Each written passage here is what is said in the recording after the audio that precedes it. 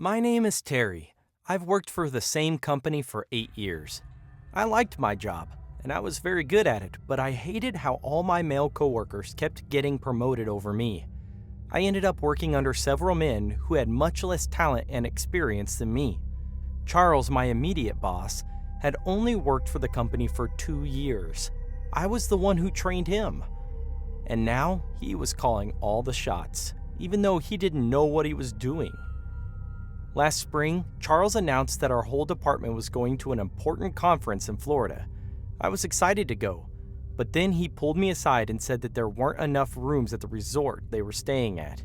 Everyone had to share rooms, and since I was the only female on the staff, he thought it would be simpler for everyone if I sat this one out. Those were his exact words. Sat this one out? I can't tell you how furious I was. Normally, I didn't stand up for myself whenever Charles did anything sexist or unfair. I think that's what he was counting on. But this was my final straw. So I asked him if the room situation was the only reason I wasn't invited.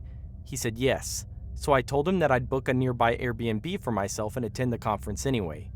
He tried to argue with me, but he couldn't think of any good reasons to tell me no, so he reluctantly gave me the conference information. I was lucky enough to find an Airbnb literally next door to the resort. It was more expensive than I wanted, but I knew the extra money would be worth it. I'd get to attend all the meetings and do all the networking stuff, and then I'd go back to the privacy of my own little house.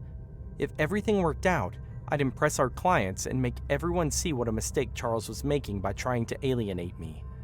After I checked in and unpacked, I grabbed my bag of work materials and swim clothes, and I walked over to the resort.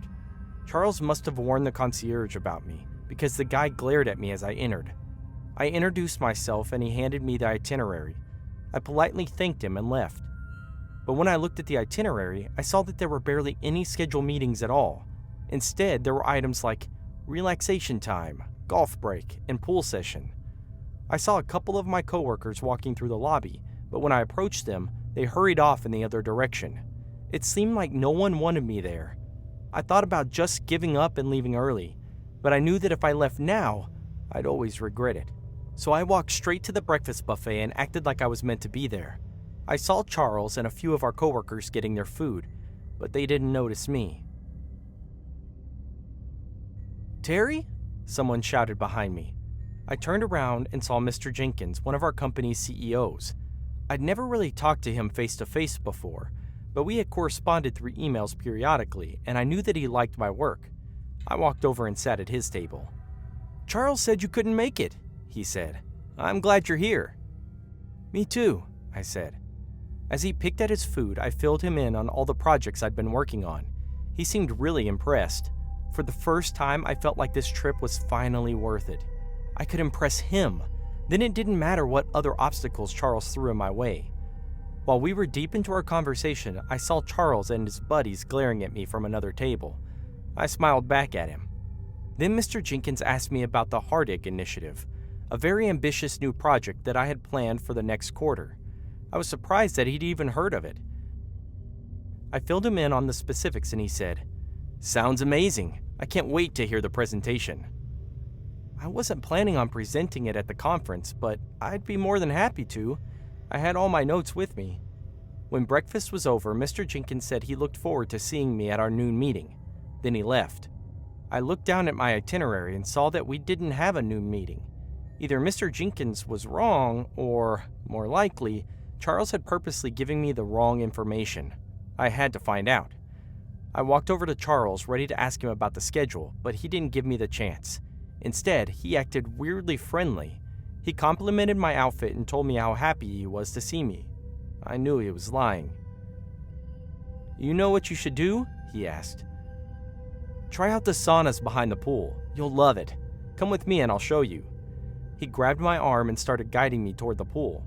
He was still pretending to be friendly, but he gripped my arm pretty tightly. He took me to the small building with 2 individual sauna rooms. One of them had an out-of-order sign, but the other was open. "Go inside, you'll love it. We don't have any meetings until tomorrow, so now's the perfect time." Once again, he was lying. He practically pushed me into the sauna. "But I'm not wearing the right clothes," I said. "You can change inside, trust me." And with that, he pushed me into the sauna and pulled the door closed behind me. I tried to open the door, but the lock was jammed. I slammed my body into it, but nothing happened. I was trapped inside. Through the door, Charles said, "You brought this on yourself, you know." Then I heard him walk away. I kept slamming into the door, but it refused to open. Charles had locked me inside. That's when I figured out what he was doing. Charles didn't want me to go to the noon meeting because he was going to make a presentation on the Hardick Initiative. He was going to steal my ideas and claim them as his own. By the time someone found me and let me out of the sauna, it would be too late. I reached into my bag to get my phone, but it was gone. Charles must have taken it while we were walking. Then I felt sweat ooze down my face. The room was heating up. Charles had turned on the sauna before he left. He wasn't trying to keep me from the meeting. He was trying to kill me. Unless someone found me soon, I'd dehydrate. I'd die. And when people finally found my body, they'd think that it was some tragic accident. I looked around the sauna for anything I could use to pry open the door. I couldn't find anything. Soon the heat was unbearable. It was so hot, I could barely breathe. Without my phone, I didn't know how long I was trapped inside, but it felt like forever. I kept beating at the door, praying that someone would hear me, but I was losing strength. Eventually, everything turned black and I passed out. When I woke up, I was lying on the ground just outside of the sauna. The hotel's concierge was shaking my shoulders, trying to wake me up. "Water," I mumbled. The man grabbed a water bottle and poured it into my mouth. I drank the whole thing in seconds. He asked me what happened, and I told him that my boss had locked me inside. The man's eyes widened.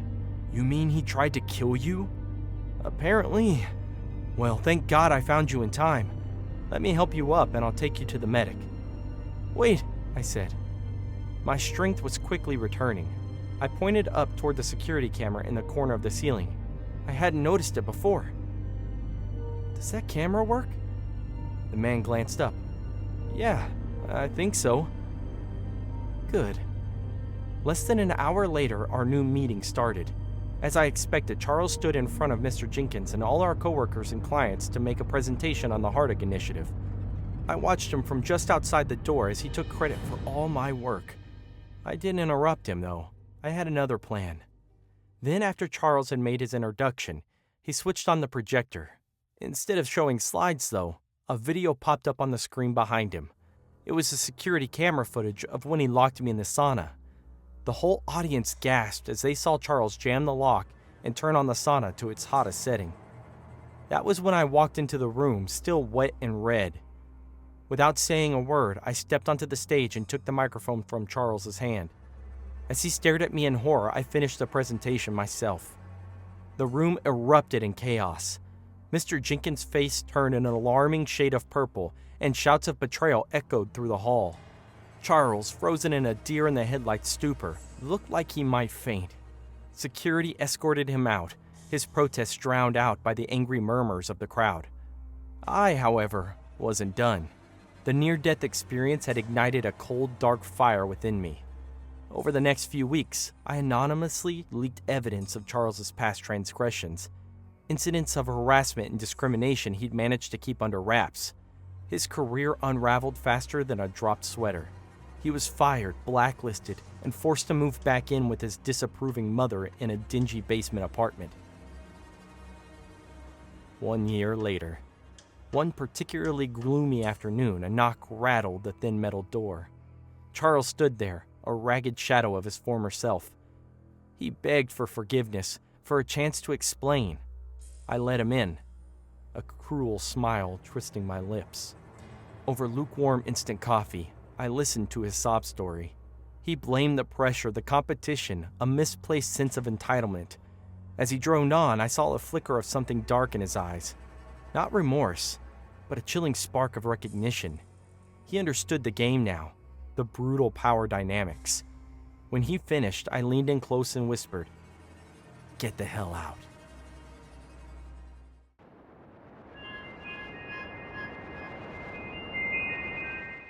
For 3 months, my brother Jim was in prison for a crime he didn't commit. He'd been accused of murdering his college roommate. And even though the police didn't have any hard evidence against him, he was their only suspect. Jim swore to us that he'd seen a blonde man running from his dorms on the night of the murder, but he couldn't identify who it was. My family and I did everything we could to clear his name, but we didn't have a lot of information to use.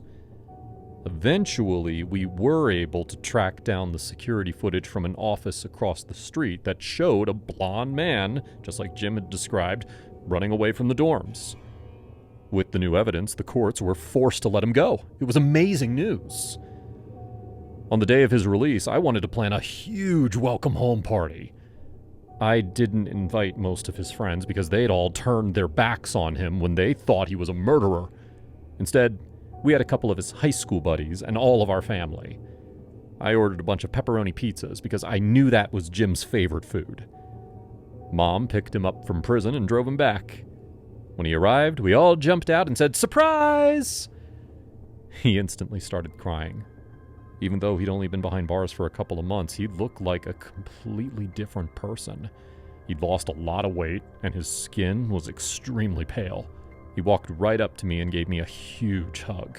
I could feel how bony he'd gotten since the last time we hugged. "Thank you," he whispered. After that, the party went really well. Jim slowly turned back into his old self. He even joked around and told us some crazy stories about his time in prison. And then the doorbell rang. I jumped up to answer it, but Jim stopped me. "Let me get it," he said. I handed him some cash, and then he walked toward the door. When he opened the door, a blonde delivery guy was standing on the porch with 3 pizza boxes in his arms.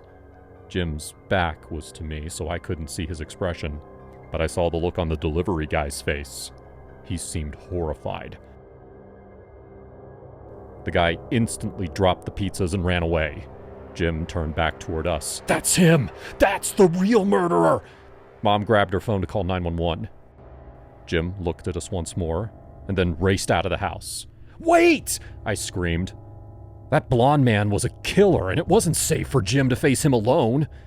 He didn't stop, so I ran off too. I couldn't lose my brother again. I saw Jim halfway down the street. He was running ridiculously fast. I struggled to catch up. My heart was pounding. I couldn't see the delivery guy, but I guess Jim could. He changed directions, heading into the park, and I kept following.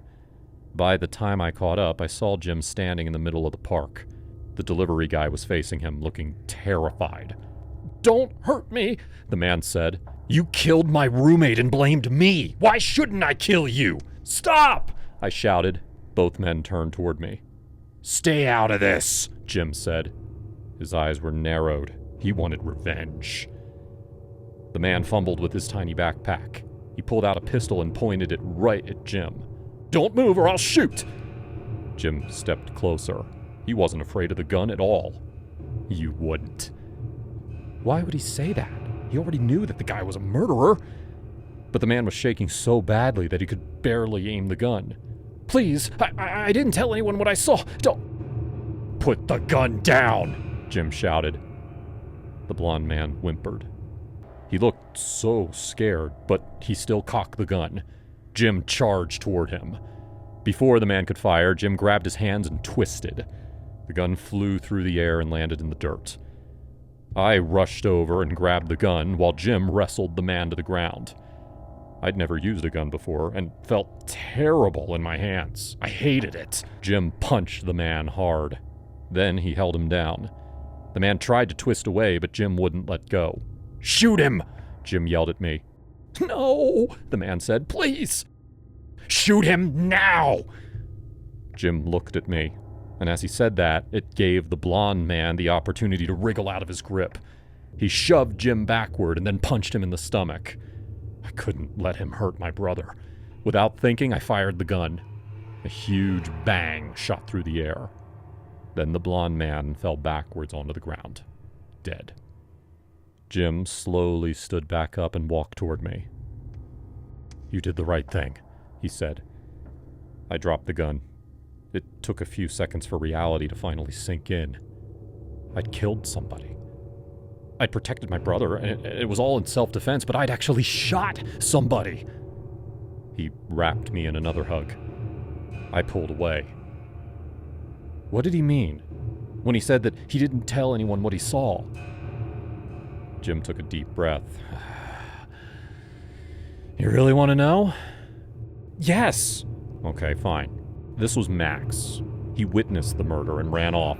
He was too afraid to come forward, and it looks like he bought a gun for protection. So, he didn't kill your roommate?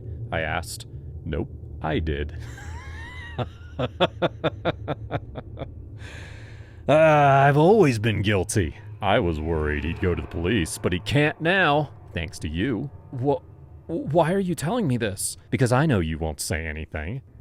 If you go along with my story, then you'll be a hero for stopping him. But if you tell the truth, well, then that makes you a murderer too. Police will probably be here soon, so you have some time to think of what you'll say. Answer seems pretty obvious, though. When the police came, I let Jim do all the talking. He told them that he'd recognized Max as the murderer. He said that Max attacked him again, and I swooped in as a hero.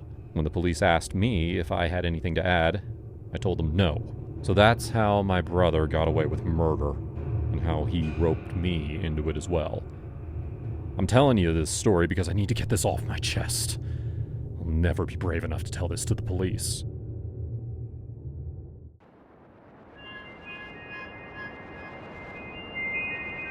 I used to work the night shift at a 24-hour buffet.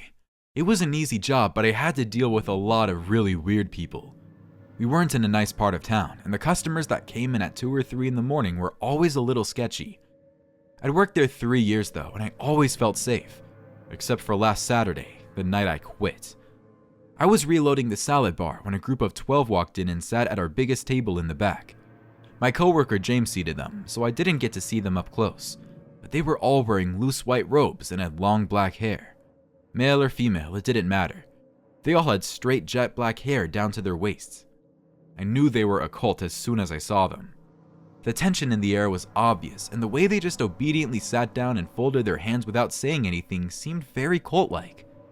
I looked at them from across the room. None of them were moving or doing anything at all.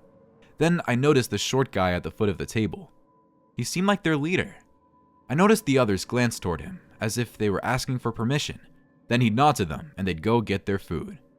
I just finished reloading the vegetables, so I was technically on my break at the time. But instead of going outside for a smoke, I walked toward that table. I needed to see this group up close. I was just too curious. I wasn't scared of them or anything. So I walked over and asked how they were enjoying their food. None of them acknowledged me in any way. They all lowered their heads. Most of them were looking down to avoid my eye contact, but a few glanced over to their leader to silently ask them what they should do. The leader just looked away. When it was obvious that no one in the group was going to acknowledge me, I said, "Okay, let me know if you need anything." Then I started to walk away. But before I did, a cult member kicked my foot while I was passing him.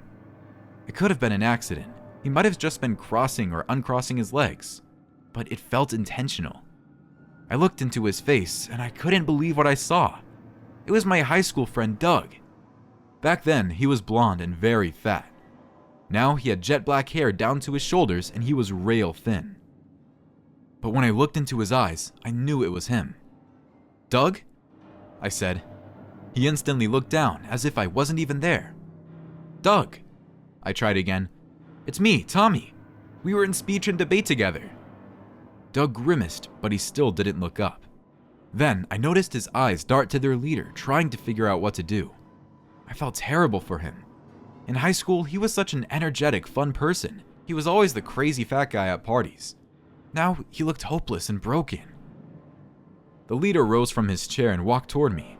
He grabbed my arm and got really close to my face. "Don't talk to my family," he said through his teeth. It sounded like a threat. "Sorry, man," I said and backed away.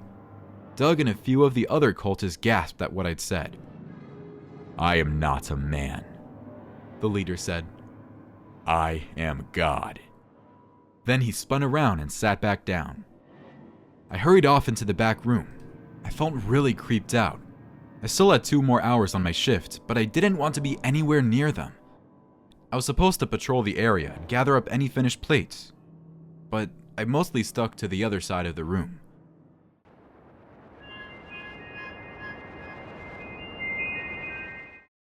A bit later, I noticed Doug kneel on the floor. The guy who called himself God whispered something in his ear. Doug glanced over at me for just a second. His eyes were filled with sadness. The group left pretty soon after that. They all set their forks down at the same time, then stood, and then walked out. I was so happy they were gone, and I prayed that I'd never see them again. My heart broke to see what Doug had turned into, but I was too afraid to interfere. I finished off the rest of my shift without any other drama, but I kept thinking about those cultists. Eventually, I packed up and got ready to head out the back. I left through the back door of the buffet, which led into the tiny parking lot where employees kept their cars. I closed the door behind me, not really paying attention to where I was going.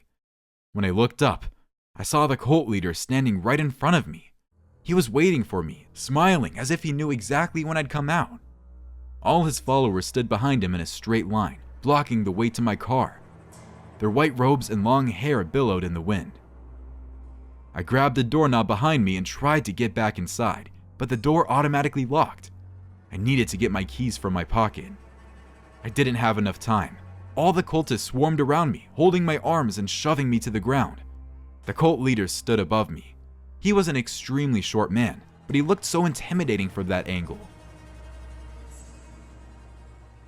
He smiled down at me and said, "Do you want to see Doug?" What?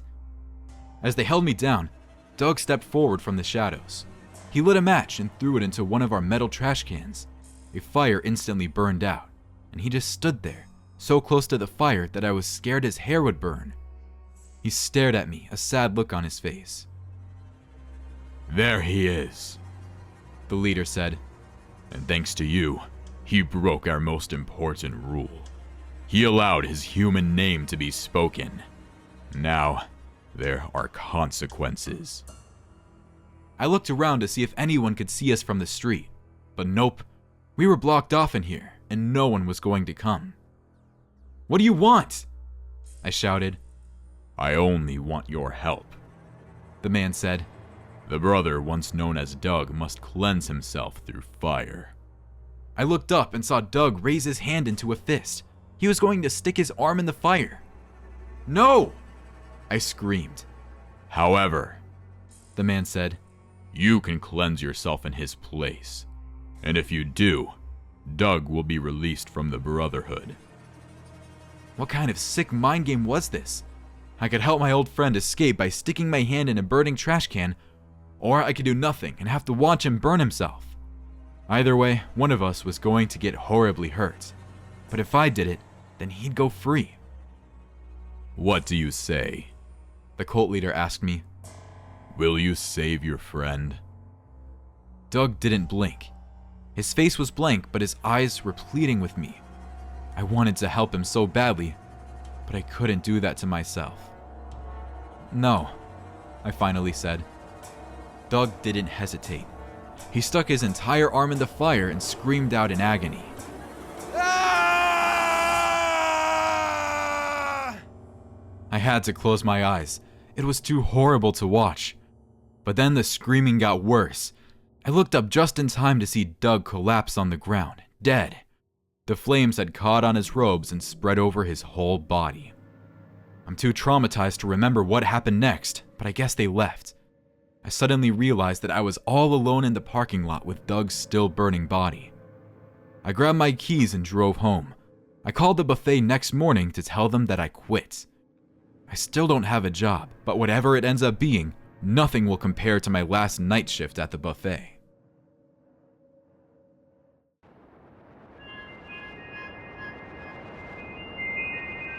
I was really hungover after a night out with the girls. I needed to get some coffee and carbs, so I left my apartment and walked a few blocks over to Dunkin' Donuts. I live near the college, so there were a lot of restaurants and shops and stuff near my apartment. I asked my roommate Tracy if she wanted to join me, but she was still asleep. Also, I think she was still angry at me for making out with the blonde guy that she liked. It happened all the time. Tracy would loudly declare who she wanted to hook up with, and if anyone got in her way, she'd start sulking for a couple days until she moved on to the next guy. I loved Tracy, but I was done putting up with her crap. Besides, the blonde guy, Martin, I think, was an awful kisser. He used way too much tongue, and he kept stopping to complain about his ex-girlfriend.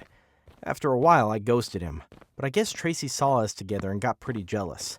I think she even snapped some photos on her phone, though I don't know why. Whatever, it didn't matter. I walked into Dunkin' Donuts and ordered 2 apple fritters from the young girl at the counter. If Tracy woke up and apologized to me for throwing a fit, I'd give her one of them. If not, I'd have 2 delicious apple fritters to myself. The girl seemed nice at first, but as I gave her the money, it was like her expression completely changed. She glared at me, then pulled out her phone to check something. I thanked her and started to leave, but then she told me to stop. She said she had some day-old donuts that she could give me for free. Of course, I said sure. I couldn't pass up on free donuts. Laughing, she ran into the back and then came out with a full bag. "Thanks so much," I said, and left. I walked into the parking lot, ready to head back home, but I had this strange feeling that something was wrong with the girl. I looked over my shoulder and saw her through the window, staring at me and grinning. What the heck was her problem? Just in case, I opened the free bag she had given me and reached for the donuts. My hand touched something wet and hairy. I screamed and dropped the bag. This girl hadn't given me a donut at all. She'd given me a dead rat. Its body had been crushed by some mousetrap, and bits of its blood was now on my fingers. I almost threw up. I charged back inside furious. That woman stood behind the counter and laughed. "What the hell?" I shouted. "You stole my man," she screamed. "You're the rat." I told her that I had no idea what she was talking about, but she kept calling me a rat. I probably should have called the police right then and there. I still had the disgusting bag in my hand for evidence, but something came over me and I decided that I wouldn't back down until I found out what this psycho was talking about. She pulled out her phone, scrolled through it for a second, and then showed me a photo from last night. It was me making out with Martin, that gross blonde guy. I didn't need to ask her how she got that picture because I could see that it was posted on Tracy's Insta. It had the caption, "My roommate." Obviously, Martin was her ex-boyfriend. That psycho ex he had been complaining about was her. So Tracy was the reason all this craziness was happening to me. I was beyond pissed, more at my roommate than this girl. I turned to leave, but I guess that made the worker even angrier. She literally jumped over the counter and came towards me. I could tell that she wanted to hurt me. I was still hungover and in no condition to fight back, so I just kept walking. The woman skidded to a stop in front of the door, blocking my exit. She grabbed my shoulders and held me in place. I thought she was going to strangle me. "Please," I said. "I don't even know Martin." "But you know his name," she said. She was so close, I could feel her hot breath. "Stop," I told her. "I didn't do anything." "Martin is mine," she screamed. I pushed her off me and then made a mad dash out of the door. I just needed to get out of there, find a safe place where I could hide and call the police. But she wouldn't stop. She charged toward me. I'd never seen someone that angry. If she was crazy enough to give a customer a dead rat, who knew what she'd be capable of if she got her hands on me? I jumped to the side. The woman was going so fast that she couldn't stop herself. She stumbled right past me and her head slammed against the floor. I'll never forget the loud thud. When I looked over, she was laying on the ground unconscious. I didn't even lift a finger. I silently dropped the rat-filled bag next to her body and left. Once I was at a safe distance from that mad girl, I called the police and told them everything. As I waited for help to arrive, I wiped off my hands and tried to eat one of my non-rat donuts, but I just didn't have the appetite. I gave my statement to the cops and they took her away. They grabbed the rat bag as evidence. Then I went home, packed up my stuff, and moved out before Tracy could wake up. I didn't even leave a note. After that, I never talked to my ex-roommate again. Whether she meant to or not, her jealousy had indirectly caused one of the weirdest, grossest encounters of my life. Since that day, I refuse to eat donuts. Just the thought of it makes me sick.